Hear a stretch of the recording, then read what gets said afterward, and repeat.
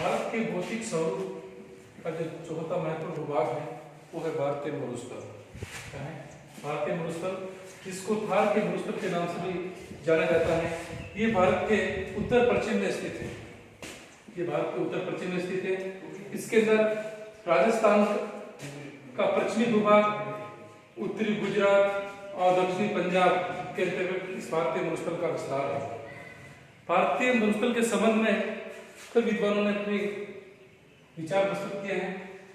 तो इस भारतीय मरुस्थल, थार के मरुस्थल का जो निर्माण है वो मेसोजोइक काल के बाद में इसका निर्माण हुआ है। मतलब मेसोजोइक काल में इस भारतीय मरुस्थल का निर्माण हुआ है। आज भी इस भारतीय मरुस्थल में समुद्र के अवशेष देखने को मिलते हैं। वो खारे पानी की झीलों के रूप में देखने को मिलते हैं। मतलब थार का मरुस्थल है, ये समुद्र का ही भूभाग था। पहले मेसोजोइक काल से पूर्व समुद्र का ही भूभाग था। किसका भूभाग था? समुद्र का। इसी कारण आज इस थार के मरुस्थल में हमारे को समुद्र के अवशेष देखने को मिलते हैं। वो किसके रूप में? खारे पानी की झीलों के रूप में। जैसे खारे पानी की झीलें हैं सांबा, डीडवाना, पंचमदना, लूणकरण, ये राजस्थान में प्रमुख खारे पानी की झीलें हैं जिससे नमक तैयार होता है। तो इससे स्पष्ट होता है कि भारतीय मरुस्थल कई करोड़ों वर्षों पूर्व समुद्र का ही भूभाग था। मेसोजोइक काल से पूर्व यह समुद्र का भाग था। तो इस भारतीय मरुस्थल का जो क्षेत्रफल है 1,75,000 वर्ग किलोमीटर के ऊपर ये फैला हुआ है थार का मरुस्थल। और लंबाई की दृष्टि से ये 640 किलोमीटर लंबा है। 640 किलोमीटर लंबा है और इसकी चौड़ाई है 300 किलोमीटर। इसी तरह खारे पानी की झीलों के रूप में इस थार के मरुस्थल में सांबर, डीडवाना, पंचमदना, लूणकरण। सांबर झील राजस्थान की सबसे बड़ी कृत्रिम खारे पानी की झील है। इसी तरह थार का मरुस्थल है पूरे विश्व के अंदर सर्वाधिक सघन आबादी वाला मरुस्थल है। विश्व में जो अन्य मरुस्थल है, सहारा का मरुस्थल है, गोबी का मरुस्थल है, पेंटागोनिया का मरुस्थल है, ऑस्ट्रेलिया का मरुस्थल है, ये थार के मरुस्थल की तुलना में वहां पर कम आबादी निवास करती है, जबकि थार के मरुस्थल के अंदर अधिक आबादी निवास करती है। इसी तरह इस थार के मरुस्थल के बीचों बीच से अरावली पर्वतमाला भी गुजरती है। अरावली के पश्चिम वाला भूभाग है वो मरुस्थलीय भूभाग है। तो इस तरह इस अरावली के पश्चिम में जो नदियां निकलती हैं, जिस तरह लूनी नदी थार के मरुस्थल में जो अंतःस्थलीय प्रवाहित तंत्र की जो सबसे बड़ी नदी है वो लूनी नदी है। कौन सी नदी है? लूनी नदी। लूनी नदी सबसे बड़ी अंतःस्थलीय प्रवाहित तंत्र की नदी है। मतलब उसका उद्गम उसी स्थल से होता है, आगे जाकर के रेत के दौर में विलुप्त हो जाती है। तो लूनी नदी अजमेर के नाग पहाड़ से निकलती है। कहां से निकलती है? अजमेर के नाग पहाड़ से निकलती है और आगे जाकर के ये गुजरात के कच्छ के रण में विलुप्त हो जाती है। मतलब कच्छ के अंदर जो डोरे हैं, रेत के टीले, उसके अंदर ये बिल्कुल विलुप्त हो जाती है। तो थार के मरुस्थल में प्राकृतिक वनस्पति भी ऐसी है और जलवायु भी ऐसी है। वहां पर प्राकृतिक वनस्पति के रूप में कंटीली झाड़ियां देखने को मिलेगी और यहाँ पर वर्षा बहुत ही कम होती है। मात्र 15 सेंटीमीटर की थार के मरुस्थल की औसत वार्षिक वर्षा है। इसी तरह इस थार के मरुस्थल के अंदर जब हवा तेज गति से प्रवाहित होती है तो वहां पर कई तरह की स्थलाकृतियां निर्मित होती हैं, जिससे परीक्षा में कंपटीशन से क्वेश्चन करता है। जैसे बरखान होता है, एक अर्धचंद्राकार बालू का स्तूप होता है। कैसा है? इस तरह की आकृति का एक अर्धचंद्राकार बालू का स्तूप होता है। जो स्तूप चंद्रमा की आकृति का जो अर्धचंद्राकार तो उस तरह की आकृति बन जाती है, तो वो बरखान होता है। यार्डल, छत्रक, जुगेन,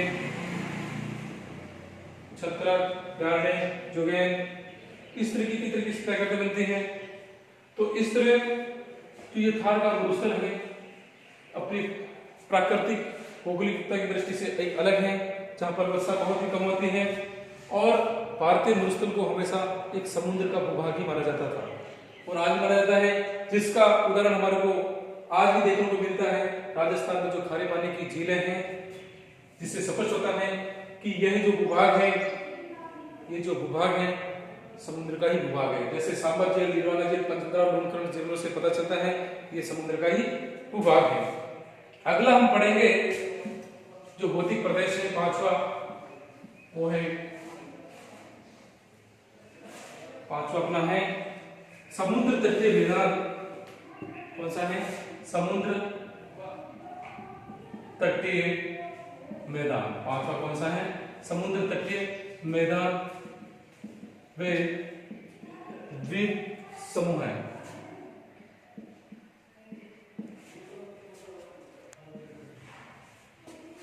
भारत के भौतिक स्वरूप का पांचवा पार्ट है समुद्र तटीय मैदान। मतलब भारत के भौतिक प्रदेशों को जो 5 भागों में बांटा गया है उसका जो अंतिम बिंदु है समुद्र तटीय मैदान के द्वीप समूह। कुछ इसको 6 भी बताता है, जबकि हम समुद्र तटीय मैदान के द्वीप समूह को एक नहीं इसका अध्ययन करते हैं। मुख्य तौर से 5 होता है, लेकिन कुछ बुकों के अंदर 6 भी है, लेकिन मुख्य रूप से 5 प्रकार होते हैं। समुद्र तटीय मैदान, समुद्र तटीय मैदान से स्पष्ट है कि समुद्र का जो तटवर्ती भाग है उससे इस मैदानों का निर्माण हुआ है। अब इन समुद्र तटीय मैदानों का निर्माण कैसे हुआ है? एक तो समुद्र तटीय मैदान के आगे जो दक्षिण का प्रायद्वीपीय भूभाग है वो स्थलखंड है। उस स्थलखंड के ऊपर जो नदियां बहती हैं वो अपने साथ में कई अवसाद लेकर आती है। उन अवसादों का निक्षेप इन समुद्र के जो तटवर्ती भाग हैं वहां जमा करते हैं, और एक तो इधर स्थलीय भागों से आता है नदियों से, एक और समुद्र की लहरों के माध्यम से जो अवसाद आता है उनका निक्षेपण हो जाता है, जैसे जमा हो जाता है। इसलिए दलदली भूमि बन जाती है। कौन सी भूमि बन जाती है? दलदली भूमि बन जाती है, क्योंकि स्थलीय भूभाग से तो नदियां अपने साथ अवसाद का निक्षेपण करती है, इधर समुद्र से आने वाली लहरों के साथ में कई तरह के मिट्टी, कंकड़, पत्थर, बारीक मिट्टियां होती हैं, वहां यहाँ पर इसका जमा कर देती है, इसलिए एक दलदली भूमि बन जाती है।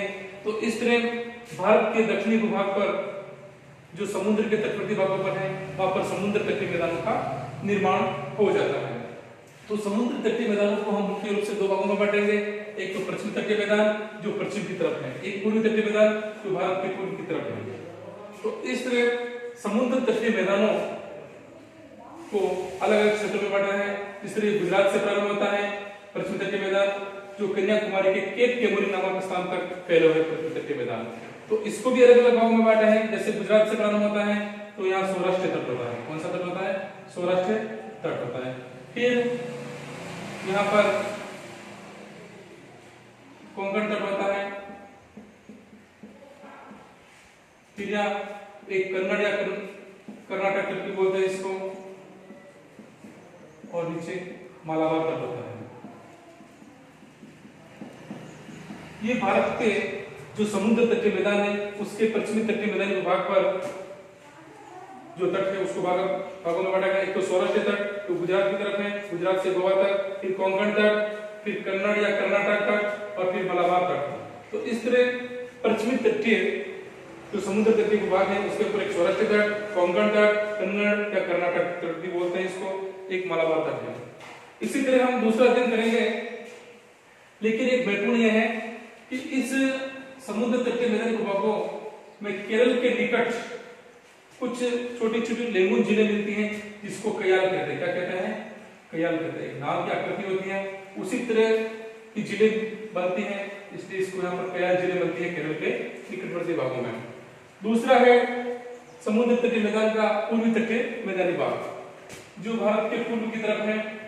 इसमें इधर उत्तरी सरकार तट होता है, उत्तरी सरकार तट। फिर यहाँ पर गोलकुंडा का तट कहते हैं, गोलकुंडा तट, और यहाँ पर कोरोमंडल तट होता है, कोरोमंडल तट होता है। तो इस तरह इधर का जो समुद्र तटीय भूभाग है वो बंगाल की खाड़ी से आने वाली लहरों के साथ में जो अवसादों का निक्षेपण होता है उनसे बनता है, और दक्षिण का जो प्रायद्वीपीय भूभाग है उसके पूर्व की ओर से निकलने वाली नदियां जो इस बंगाल की खाड़ी में गिरती हैं उन नदियों के निक्षेपण के आधार पर भी इस पूर्वी तटीय समुद्र तटीय मैदानी भूभाग का निर्माण हुआ है। तो इस तरह समुद्र तटीय जो मैदानी भूभाग है इसके तटवर्ती भागों में अत्यधिक कटा हुआ है। जैसे पश्चिमी जो समुद्र तटीय मैदानी भूभाग है में जो समुद्री तटीय मैदान है, तटीय मैदान यह है सकरा है, जबकि पूर्वी तटीय मैदान अभी चौड़ा है। मतलब ये वाला भाग तो सकरा है और ये वाला भाग मोटा चौड़ा है, जबकि पूर्वी तटीय मैदान अत्यधिक चौड़ा है। इस तरह ये भारत का जो समुद्र तटीय मैदानी भागों का हमने वर्णन किया। अब अगला है समुद्र तटीय मैदानी भूभाग, ठीक है ना। समुद्र तटीय मैदानी भागों में एक तो पश्चिमी तटीय मैदान, एक पूर्वी तटीय मैदान, जिसका वर्णन किया है। अब है द्वीप समूह। भारत के अंदर एक तो बंगाल की खाड़ी के द्वीप समूह है, एक अरब सागर के द्वीप समूह है। तो ये है बंगाल की खाड़ियां, बंगाल की खाड़ी इधर है और इधर है अरब सागर, अरब सागर। तो बंगाल की खाड़ी के अंदर जो द्वीपों का समूह है उसको किस नाम से जाना जाता है? अंडमान निकोबार द्वीप समूह, अंडमान निकोबार द्वीप समूह। और अरब सागर में जो स्थित द्वीपों का जो समूह है उसको लक्षद्वीप द्वीप समूह के नाम से जाना जाता है, ठीक है। तो इस तरह इन दोनों को मिलाकर के भारत के पास में कुल 1256 द्वीप समूह है। कितने हैं? 1256 द्वीप समूह है। उसमें बंगाल की खाड़ी के अंदर जो द्वीप है वो 572 द्वीप है। कितने द्वीप हैं? 572। उसमें से केवल मात्र जो 36 द्वीप है उसी के ऊपर ही आबादी योग्य है। क्योंकि सबसे पहली बात है कि द्वीप क्या मतलब है? द्वीप हमेशा वह होता है जो ऐसे भूभाग जो ऊपर उठे हुए जिसके चारों जलीय राशि होती है। द्वीप क्या होते हैं? जिसके चारों ओर पानी होता है। द्वीप जैसे समुद्र में भी हो सकते हैं, खाड़ी में भी हो सकते हैं, झीलों के बीच में, नदियों के बीच में, कहीं पर भी हो सकते हैं। तो इस तरह जो द्वीप हैं, द्वीप हमेशा टापू होते हैं, समुद्री या नदी से या झीलों से ऊपर उठे हुए भूभाग है जिसके चारों ओर क्या होती है? जलीय राशि होती है, तो वो द्वीप होते हैं। इसी तरह एक महत्वपूर्ण क्वेश्चन है, जिस तरह ये बंगाल की खाड़ी के द्वीप है, जो अंडमान निकोबार द्वीप समूह है, ये क्या है?